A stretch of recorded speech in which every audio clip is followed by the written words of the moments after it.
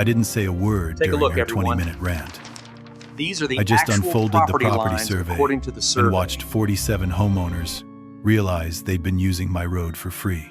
Picture this: CAMB President Patty standing at that podium, waving around a $70,000 fine for my unauthorized road improvements, telling 60 neighbors how I was destroying their property values. These She had the engineering reports PowerPoint, clearly the fake demonstrate that the engineering flaw reports, is not in even our brought design, 3 lawyers but in to their intimidate client's me into negligence. submission.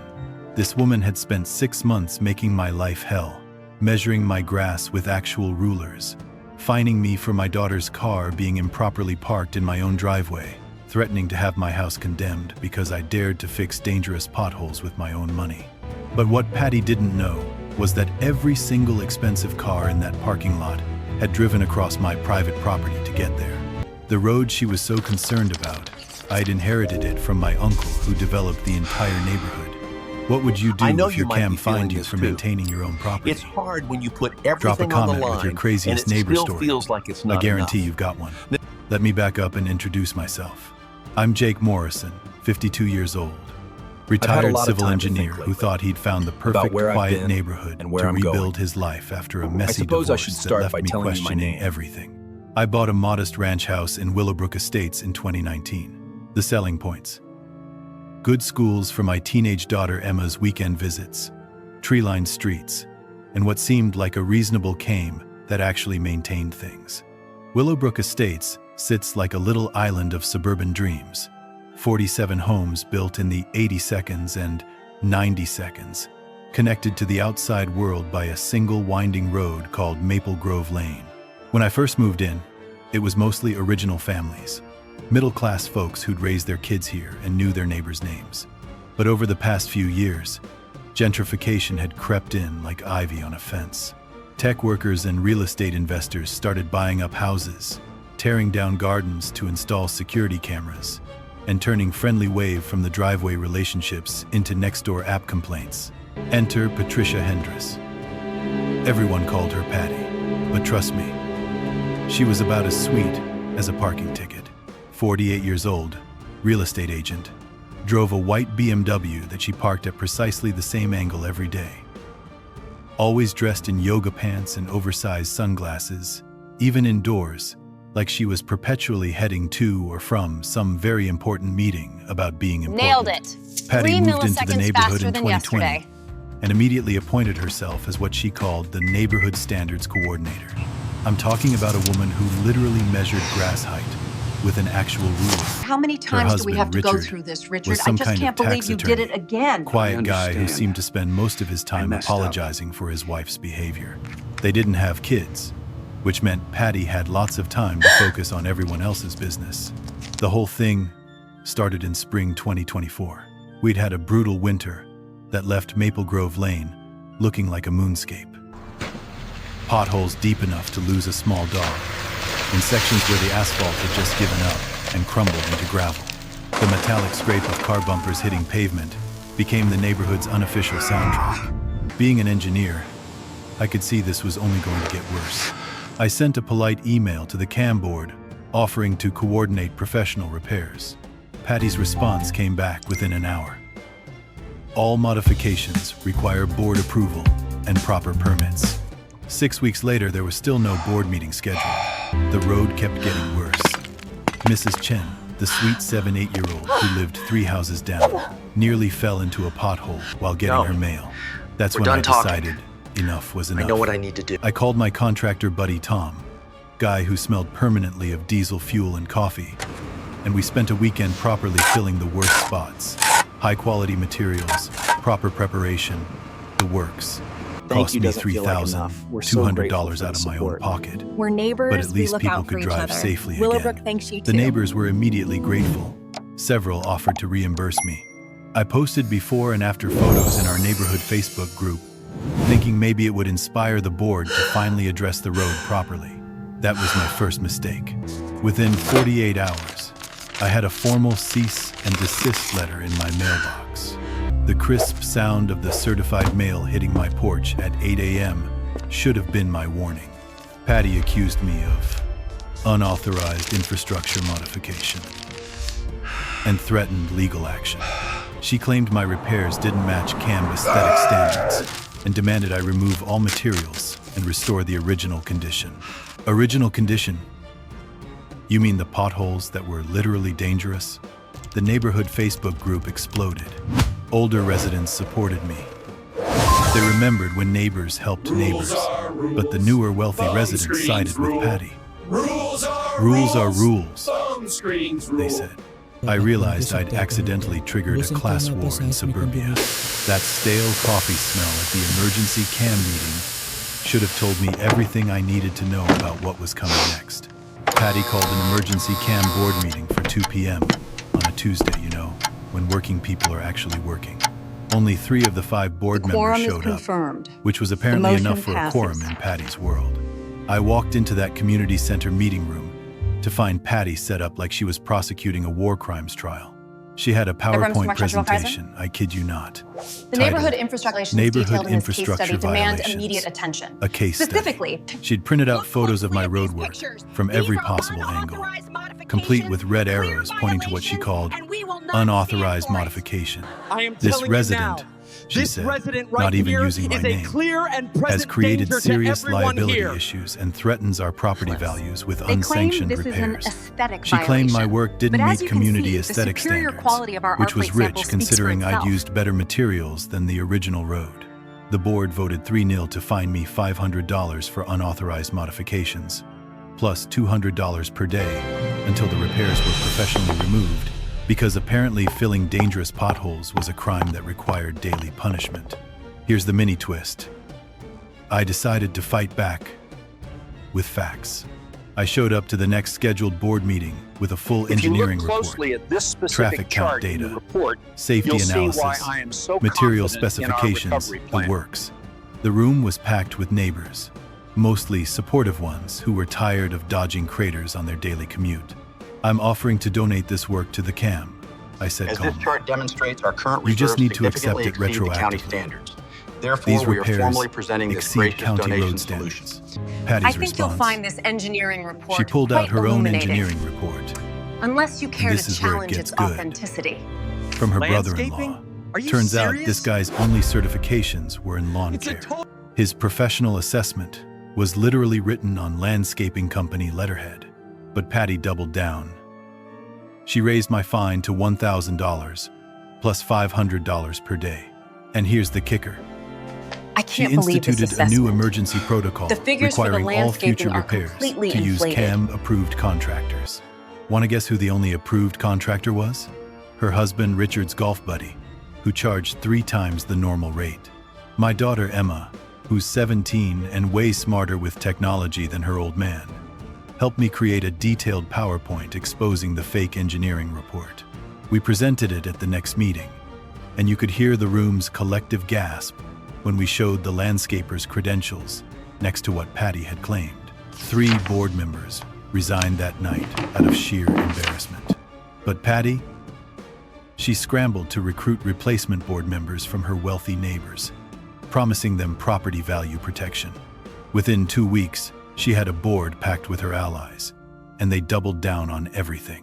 Not only did they keep the fines, they added fraud investigation fees to my bill. That's when I realized this wasn't really about road repair. This was about control. This was about a small person with a little bit of power She buried it trying right to there. run someone out In the of the rose neighborhood garden. because I they saw her dared do to it. question her authority. Other neighbors started coming to me privately, sharing their own horror stories. Patty had cited people for having the wrong shade of beige paint. She'd measured fence heights with a tape measure. She'd fined an elderly veteran for having his American flag up past sundown. This woman was drunk on authority, and I'd accidentally become the symbol of resistance to her little suburban dictatorship. It's And here's crucial to something I understand learned that the might help bond you if you're requirement ever in a will similar always equal situation. the disputed amount. CAMs can This require you to protects post a both bond parties equal to involved. the disputed Look amount closely at this if you want to bankruptcy contest trap. their fines. The bond requirements It's a create legal vortex, trick designed to and the bankrupt machinery people grinding into ensures your money compliance spirals before straight they can down the even drain. fight back. Always When check dealing your with state's HOA CAM regulations, dispute resolution first, process read the dispute before process engaging in thoroughly. prolonged Knowing the fights. financial Knowing the upfront financial requirements knowledge up keeps you front can organized save you and from stress-free. nasty surprises. If you don't plan ahead, By this you point, risk facing I was facing $3,000 in fines and climbing by $500 every day. The smell of fresh tar from my road repairs had long faded, replaced by the bitter taste of injustice every time I drove over the smooth patches I'd created. But here's what Patty didn't know. I'm an engineer. We don't just fix problems, we solve them systematically. And I was about to start doing some very systematic research into exactly who had the authority to do what in our little neighborhood. Because something about this whole situation didn't add up. And when an engineer gets curious about property records and legal documents, well, let's just say things tend to get interesting. Patty's harassment campaign kicked into high gear. She started driving past my house multiple times a day in that white BMW, slowing down to take photos of my property like some kind of suburban private investigator. The soft whir of her car window going down became my personal soundtrack of dread.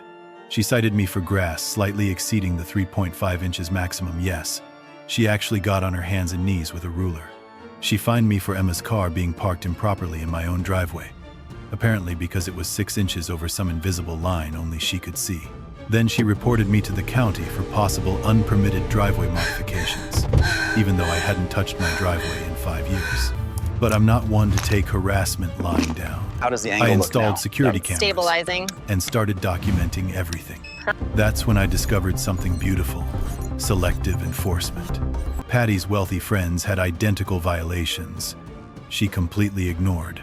Wrong paint colors, oversized mailboxes, cars parked the exact same way Emma's was. I created a spreadsheet. Engineers love spreadsheets showing the clear pattern of bias. That's when Mrs. Chen knocked on my door one evening, bringing homemade cookies that smelled like vanilla and courage. She'd been watching the whole situation unfold, and she had something to tell me. Patty tried to make me remove my rose garden, she said quietly. The one my husband planted 30 years ago, before he passed. She said it was non-native species and created an excessive maintenance burden.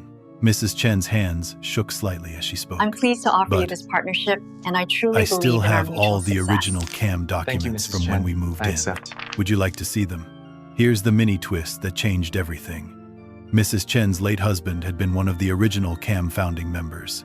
She had copies of every covenant, every amendment, every board meeting minute going back to 1983.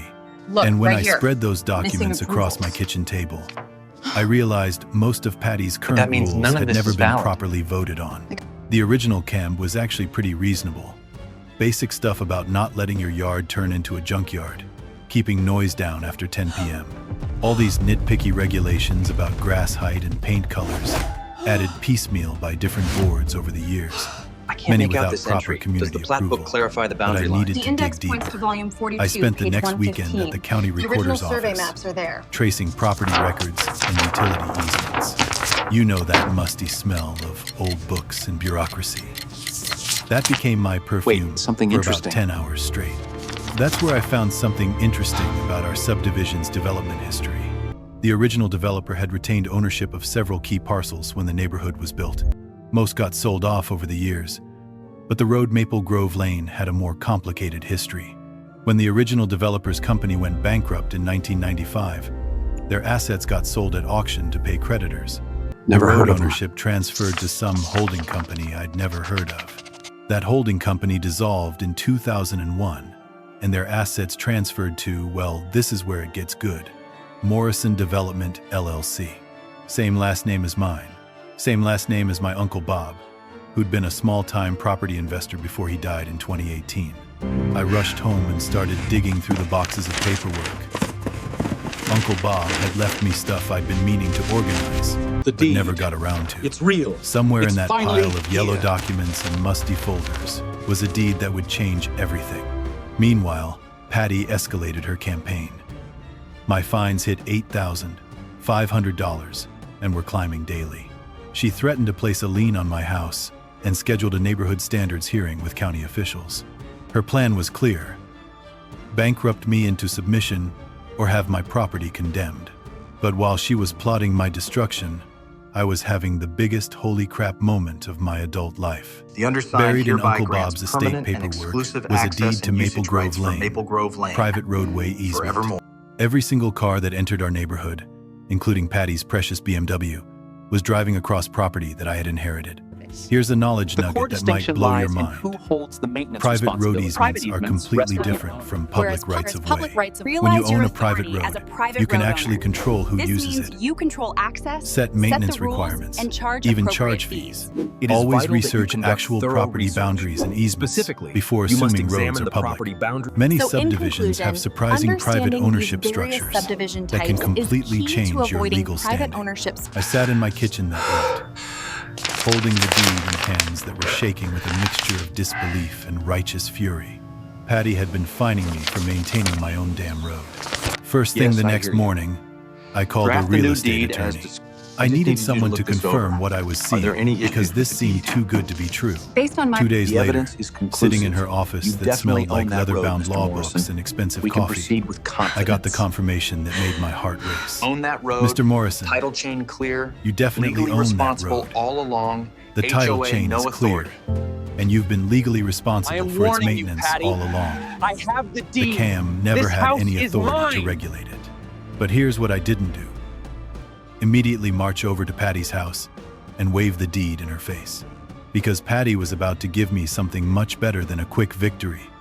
She was about to hang herself with her own rope. She raised my total fines to $25,000 and scheduled an emergency community meeting to discuss the problem resident. She even invited the local TV news crew to cover what she called a neighborhood dispute. This woman actually thought having cameras present would help her case. The meeting was packed. Over 40 neighbors showed up, plus the Channel 7 news team with their bright lights that made everything feel like a small-town congressional hearing. Patty had prepared a 20-minute PowerPoint about maintaining community standards, complete with enlarged photos of my roadwork labeled as unauthorized modification. This resident's defiance threatens everyone's property values, she declared to the cameras, gesturing at me like I was some kind of common criminal. I sat quietly in the back row, taking notes and letting her dig her hole deeper. The room was getting uncomfortable. You could feel the tension in the way people shifted in their plastic chairs and avoided eye contact. Here's the mini twist. Instead of defending myself, I requested permission to respond to her accusations. Patty, probably expecting some kind of broken apology, smugly agreed. I walked to the front of the room, carrying a folder of documents, and unfolded a surveyor's map on the table. The room went dead silent, except for the hum of the news camera. Before we discuss road violations, I said calmly, let's clarify who actually owns the road we're talking about. The expression on Patty's face when I showed the deed was priceless. Pure shock, like someone had just told her Santa Claus was real and he was suing her for trespassing. I explained everything clearly. I had inherited the road from Uncle Bob. Every resident had been using my private property for access, and I'd been maintaining their route at my own expense for years. The county official who'd attended asked to examine the documents and confirmed they looked authentic. The CAMB never had authority to regulate my private road. I continued. I've been subsidizing this neighborhood's infrastructure while being fined for improving my own property. Patty's desperate response was to claim the documents were fake or irrelevant. She insisted the CAMB had established authority and threatened to have the county investigate my fraud. But you could see in her eyes that she knew the game had just changed completely. The reasonable neighbors immediately understood what this meant. Several approached me afterward, thanking me for maintaining the road and apologizing for not speaking up during the harassment campaign. About 15 residents left with Patty, but the majority stayed to hear my proposal. I'm offering a Maple Grove Road cooperative agreement, I said. Residents pay a modest monthly fee for professional maintenance. I retain ownership, but commit to community input. We end the current fines and legal threats, and everyone gets a properly maintained road. Patty refused to consider any compromise. She stormed out screaming that this wasn't over and threatening to sue me for blackmail. Her core supporters followed her. But Mrs. Chen immediately stepped up to organize an information meeting for interested residents. The local news ran the story that night. CAMB Road ownership dispute reveals private property rights. The video went viral on social media, with comments overwhelmingly supporting me. Patty's threats and behavior made her look completely unreasonable next to my calm, factual presentation. Here's another knowledge nugget that saved me thousands in legal fees. CAMs cannot self-enforce liens without actual court judgments. Many CAM threats are legally toothless bluffs designed to intimidate homeowners who don't know their rights. If your CAM threatens liens, demand to see actual court orders. Many associations rely on fear tactics rather than legitimate legal authority. I gave the community 1 week to respond to my proposal. Within 3 days, I'd received calls from over 20 interested neighbors. Mrs. Chen organized a road cooperative information meeting, while Patty held a competing defense strategy meeting with her remaining supporters. The battle lines were drawn, but for the first time since this whole mess started, I held all the cards. But owning the road was just the tip of the iceberg. When I really dug into Uncle Bob's paperwork, and I mean spread everything across my dining room table like some kind of property detective, I discovered something that made the road ownership look like small potatoes. Uncle Bob hadn't just owned the road. His company, Morrison Development LLC, had originally developed the entire Willowbrook Estate subdivision back in the 1980 seconds. Every lot, every utility easement, every carefully planned curve in our little suburban paradise, Uncle Bob had designed it all. The road wasn't just private property. It had been specifically designed as a private access point to maximize the value of every lot in the neighborhood. It was never intended to be public or CAM controlled. Uncle Bob had kept ownership intentionally, both for liability protection and to maintain quality standards. My real estate attorney explained the full scope of what I'd inherited. As the road owner, I could legally control access, set usage rules, and even charge maintenance fees. Here's the financial reality that blew my mind. Over 30 years, road maintenance had cost approximately $180,000. My recent $3,200 repair job had increased property values by an estimated $15,000 per home. Simple math. The neighborhood's 47 homes had collectively benefited by over $700,000 from my work alone. Mrs. Chen filled in the historical context that made everything make sense. The original CAMB had been genuinely cooperative, focused on basic community maintenance and neighbor relations. Uncle Bob used to coordinate road work through CAM communications, and everyone chipped in fairly. "Your uncle was a good man," Mrs. Chen told me over tea that tasted like jasmine and justice. "He never made anyone feel like they owed him, even though legally they did." Patty's regime represents a hostile takeover of what used to be a real community. The power shift in my brain was like switching on floodlights. I'd been approaching this completely backwards. I wasn't a resident subject to CAM rules about the road. I was a property owner whose asset was being regulated by his customers. Those 47 homes depended entirely on my private road for access, and I'd been too polite to acknowledge my leverage. But here's what really got to me. I'd been subsidizing these people's infrastructure while they fined me for the privilege. The CAMB budget showed zero allocation for road maintenance because they'd been freeloading on my inheritance for years. I made a strategic decision that night. I could have gone nuclear, immediately posted, "Private road, no trespassing signs," and locked down access until people paid up. But that's not who I am. I wanted to solve this problem fairly, not destroy the neighborhood out of spite. My plan was simple: educate the community about the true ownership structure, offer a reasonable compromise, and escalate to access restrictions only if the harassment continued. This was about respect and fairness, not revenge. I shifted from defensive victim to empowered property owner. With great power comes great responsibility, and I was determined to use this leverage wisely. The next week felt like preparing for the most important presentation of my life. My attorney walked me through every detail of private road owner rights and responsibilities. I could legally post signage, control hours, restrict certain vehicles, and charge maintenance fees. The catch: I had to provide reasonable access to existing residents and couldn't suddenly strand people without proper legal notice. I hired a professional surveyor to confirm the exact boundaries. Every inch mattered if this was going to court. Watching him work with that precise electronic equipment, beeping and measuring while neighbors pretended not to stare from their windows, felt like drawing battle lines with scientific precision.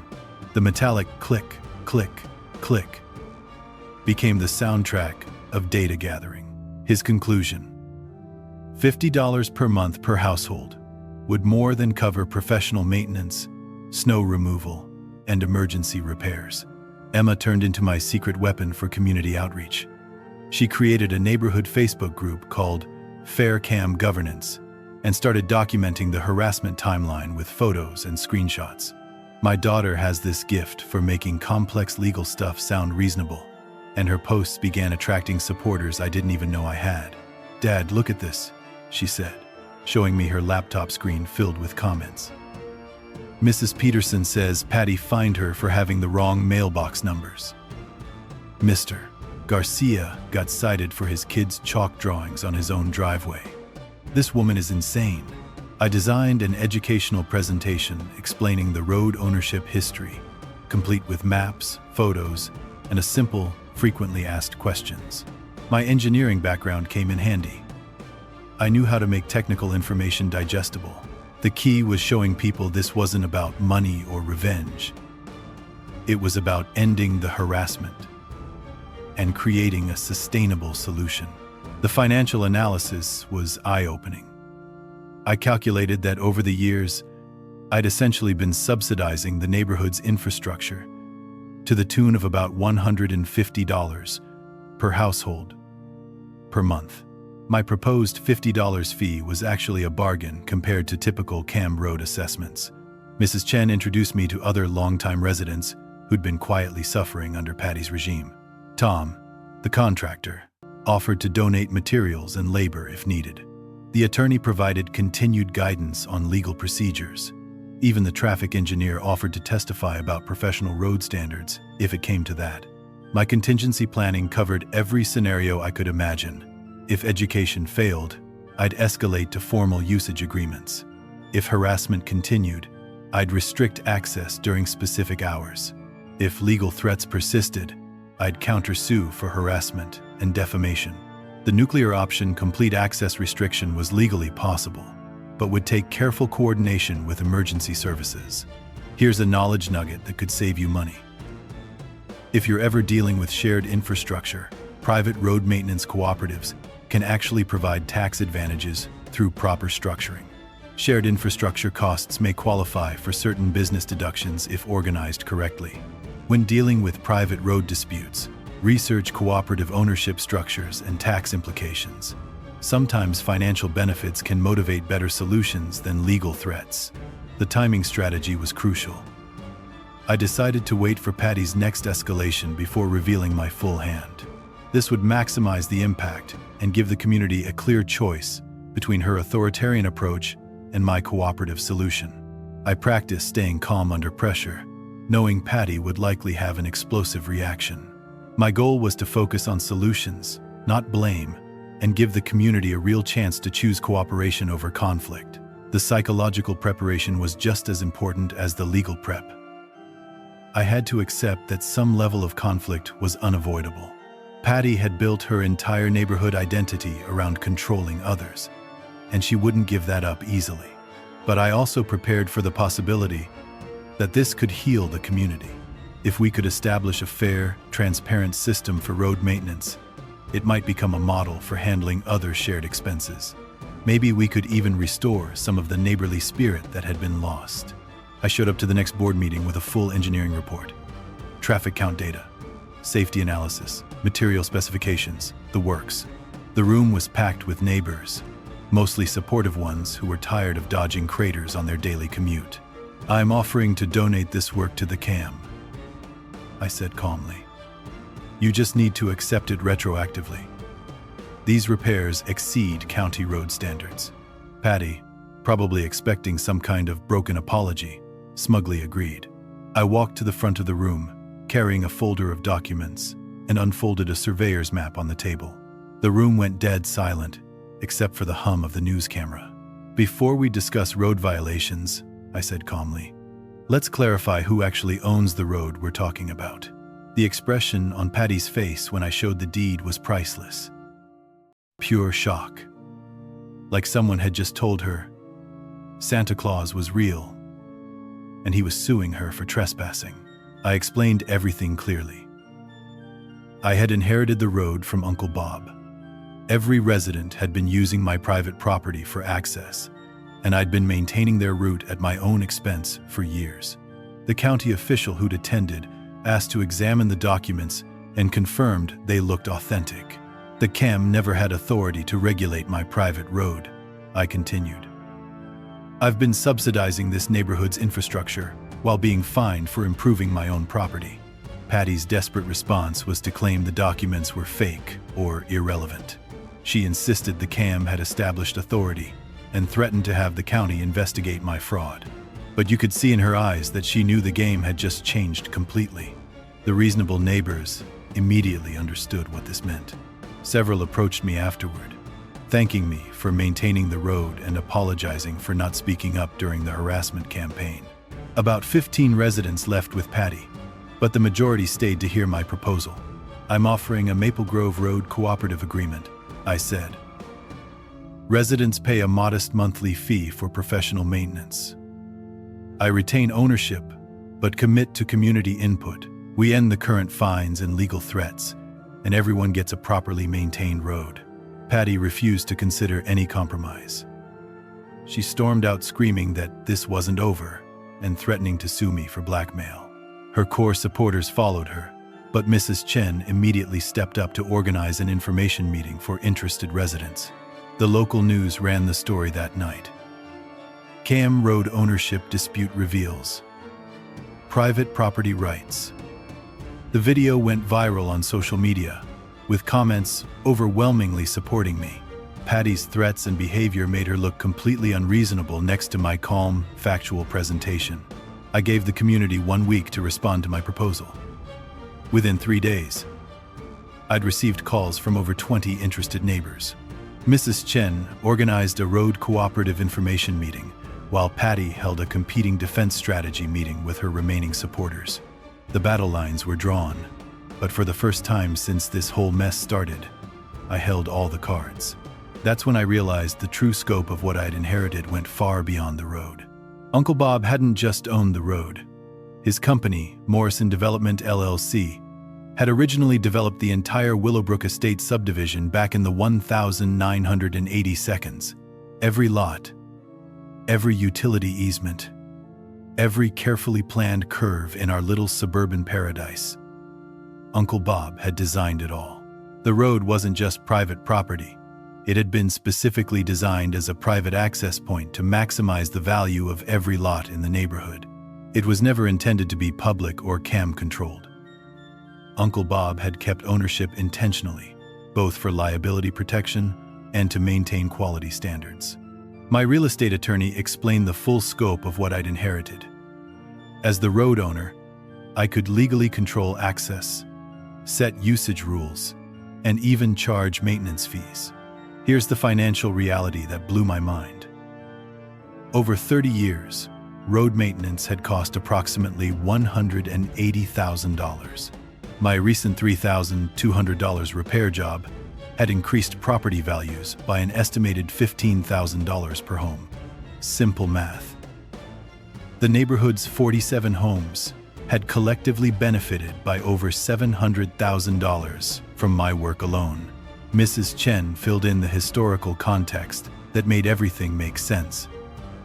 The original CAMB had been genuinely cooperative, focused on basic community maintenance and neighbor relations.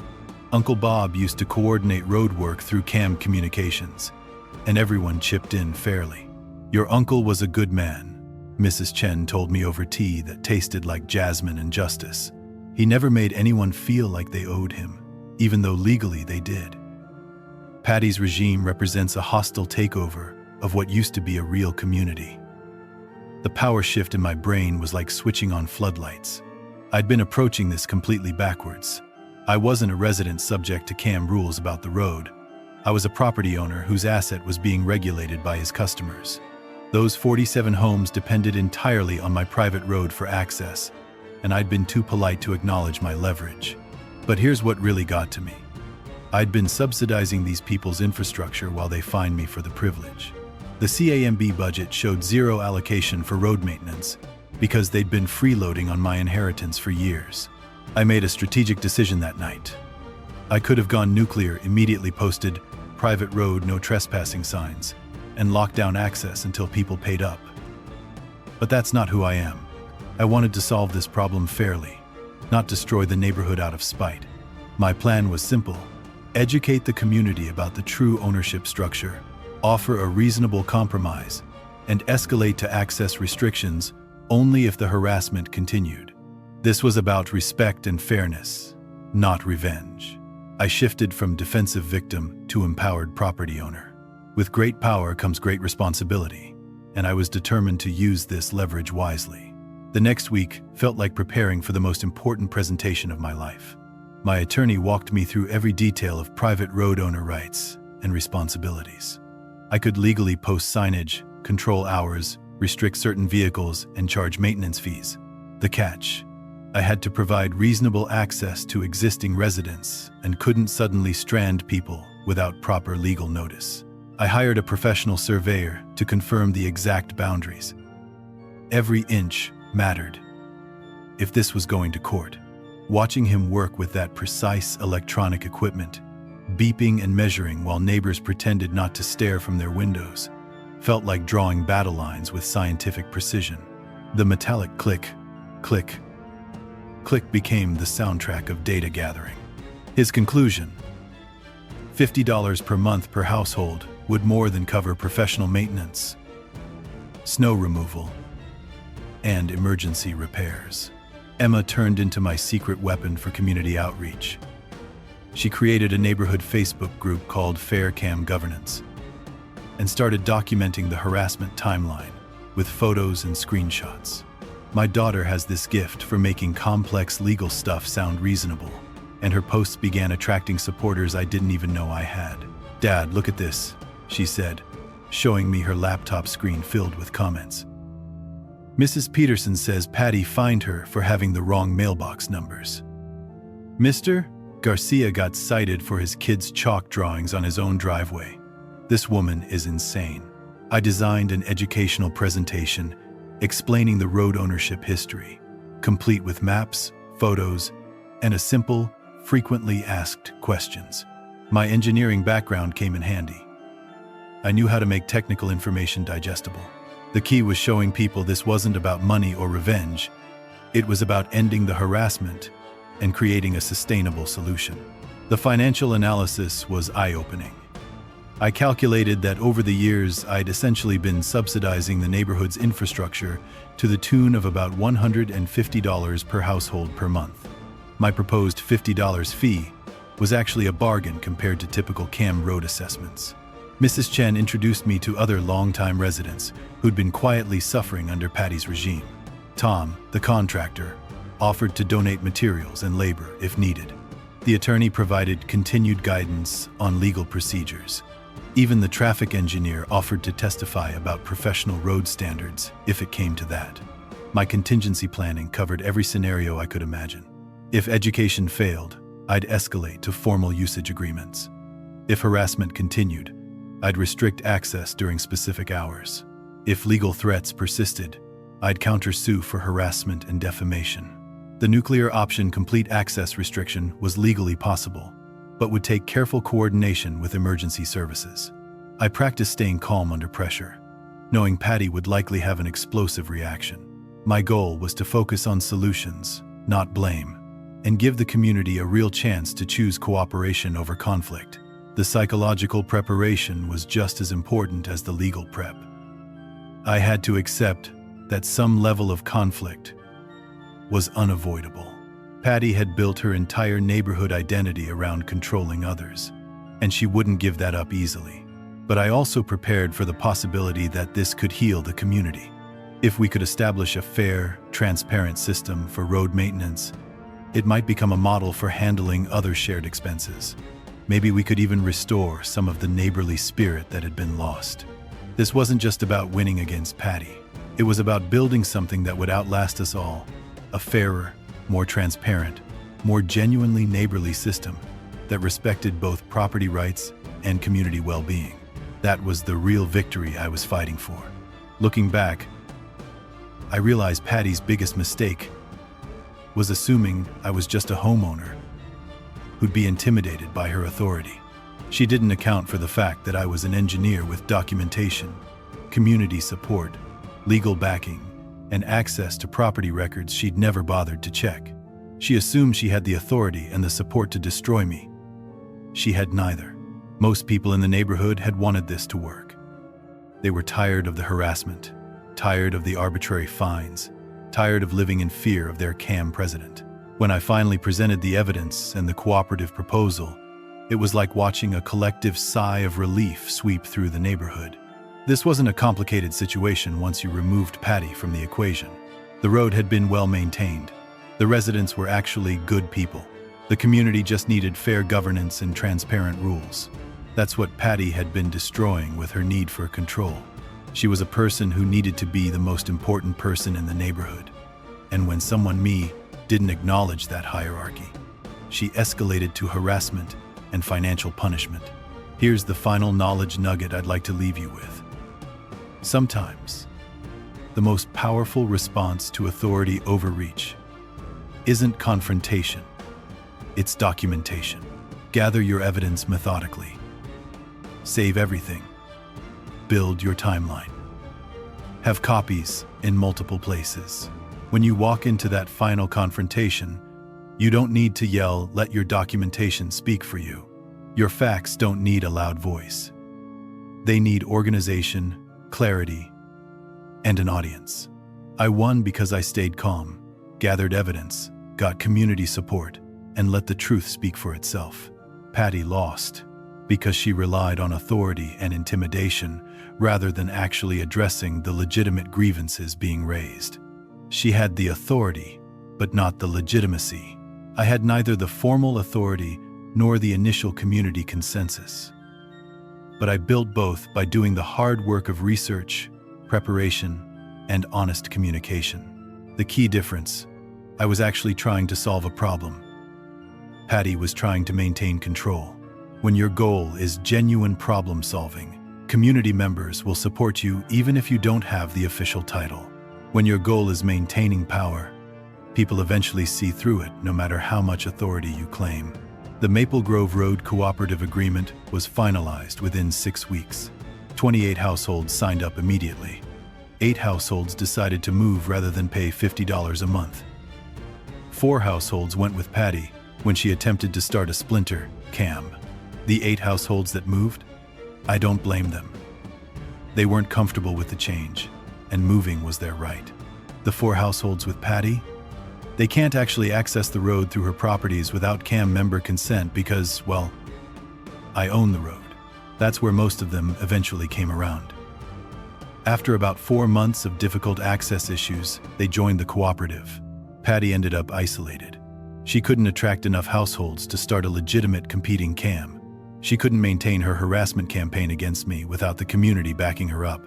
She tried suing me for harassment and blackmail. The suit was dismissed, and the judge's ruling specifically noted that she was the initiator of all hostile actions. She tried to get the state to investigate me. The state investigation found the road was mine legally. The cooperative was properly structured, and my actions were completely defensible. Every legal avenue Patty pursued resulted in decisions against her. That's when she finally gave up. She put her house on the market and moved out of Willowbrook. It was a strange mix of emotions watching her leave. There wasn't any satisfaction in her final defeat, because by that point, the victory was already complete in every other way. What mattered was that the cooperative was functioning smoothly. What mattered was that Mrs. Chen could tend her rose garden without fear.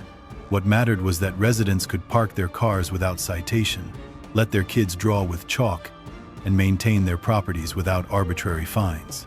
What mattered was the first town hall meeting of the cooperative went smoothly, with respectful discussion, transparent budgeting, and actual community input.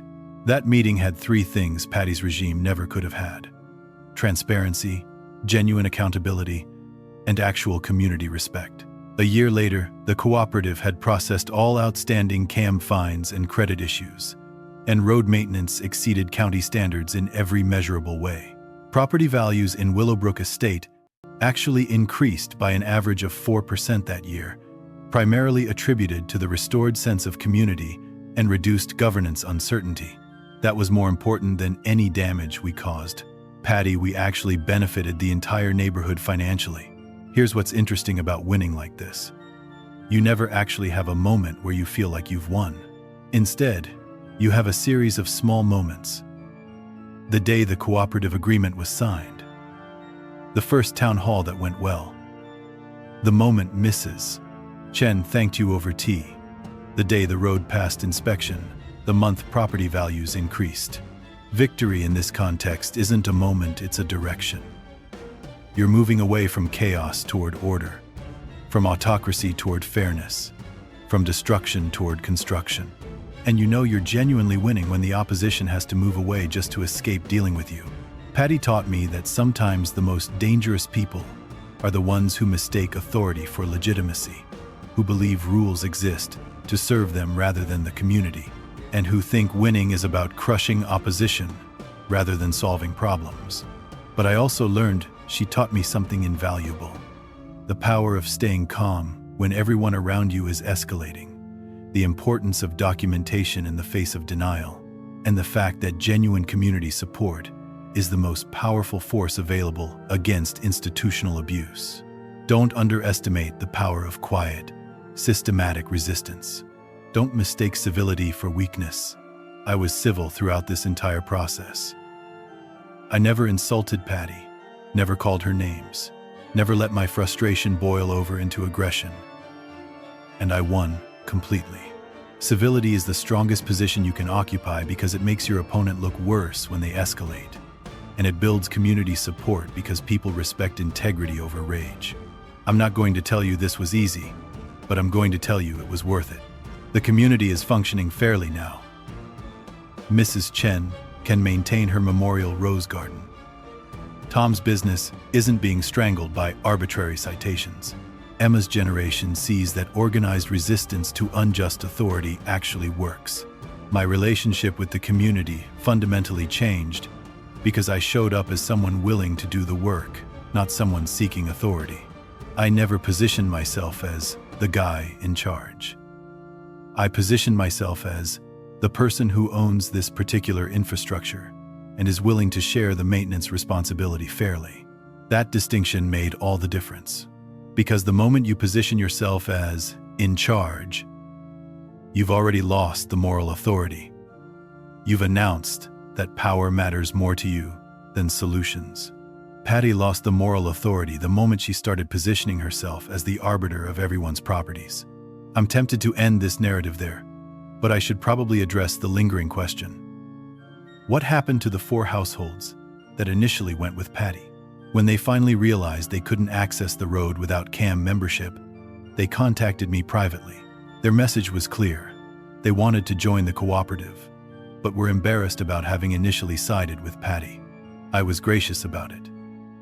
I told them I understood they'd been frightened by Patty's authority, that choosing to support her initially was a completely human response to perceived power. I asked them one thing: that they commit to transparency and fair governance going forward, not as punishment, but as investment in the system we were building. They did. They became active cooperative members, and they've been consistently involved in governance decisions since that conversation. This is the part of the story I think is most important. I had the option to punish them, to use their mistake against them, to consolidate power by creating an underclass of people who got it wrong. I didn't. I chose grace instead. And that choice proved to be the best decision I made. throughout this entire process. Because punishment creates enemy. Grace creates ally. And when you're building a system meant to serve a community long-term, you need allies far more than you need enemies. Patty's failure wasn't just political, it was systemic. She built a system designed to create enemies, and then she was shocked when the system collapsed under the weight of opposition. My system, by contrast, was designed to create allies, and that's why it held together under pressure instead of fracturing. This is the real lesson. Systems designed around principles rather than personalities outlast their creators and actually function. The Maple Grove Road Cooperative will probably outlast me by decades. It's not built on my authority or my personality. It's built on transparent rules, fair processes, and community accountability. That's the victory that actually matters. Not that I defeated Patty, that I built something that will serve the neighborhood fairly, whether I'm involved or not. I want to end with this. If you're facing institutional abuse, don't focus on defeating the abuser. Focus on building something better. The abuser loses power when you stop engaging with them on their terms and instead create alternatives to their system. That's exactly what happened with Patty. She had authority over the CAMB's decision-making apparatus. But the moment we created an alternative system, her authority became irrelevant. She couldn't fight back against a system she didn't control. She could only try to destroy it. And that made her look like the aggressor. The most powerful response to institutional abuse isn't fighting the institution. It's building something that makes the institution obsolete. In my case, the old CAMB-style authority system became obsolete the moment people had a fair alternative. Patty's position lost power, not because I attacked it, but because it became irrelevant. That's why building something better is more powerful than fighting something worse. When you're building, you attract people who want to help. When you're fighting, you attract people who want to fight. And people who want to help will always outnumber and outorganize people who just want to fight. That's the real power asymmetry. Not authority granted by paper credentials, but the alignment of human motivation toward construction rather than destruction. I won because I had the community's constructive energy on my side, not because I had the position of authority. Patty lost because she had destructive energy on her side, not because she lost the authority position. The institutional framework mattered. My legal ownership of the road was crucial, but the real power that determined the outcome was the direction the community's collective energy was flowing. I'm going to close with the most important principle I learned. Your authority is only as real as the collective consent of the people being governed. The moment people withdraw their consent, your authority collapses. No matter how much you claim to be in charge, no matter what titles you hold, no matter what rules you claim to enforce, this is why Patty lost. Not because she wasn't clever enough, not because she didn't have the authority position, but because she governed in a way that made people want to withdraw their consent. And I won because I governed in a way that made people want to give their consent. I built transparency. I included community voices. I offered fairness. And they responded by staying.